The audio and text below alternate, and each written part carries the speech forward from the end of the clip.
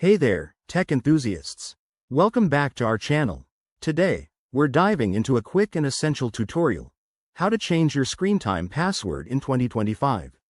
If you're an iPhone or iPad user, screen time is that handy feature that helps you monitor and limit your screen usage for better digital health. But what if you need to update your password for security reasons or because you've forgotten the old one? Don't worry, I'll walk you through it step by step in just a couple of minutes. First things first, ensure your device is running the latest iOS update for 2025 to avoid any glitches. Start by unlocking your device and opening the Settings app. That's the one with the gear icon on your home screen.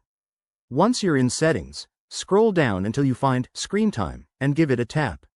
This is where all your device usage stats and controls live. Now, if you've set up a screen time passcode before, it might prompt you to enter your current one for verification. Go ahead and type it in to proceed.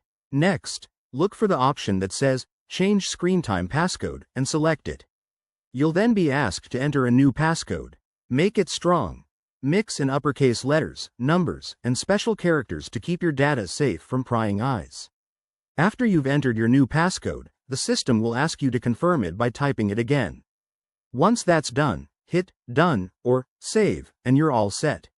Your screen time password is now updated, giving you peace of mind. One quick tip: if you ever forget your passcode, you can reset it via your Apple ID settings, but that's a last resort.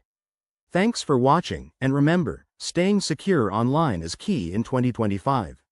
If this video helped you, smash that like button, subscribe for more tech tips, and drop a comment below if you have questions. See you in the next one.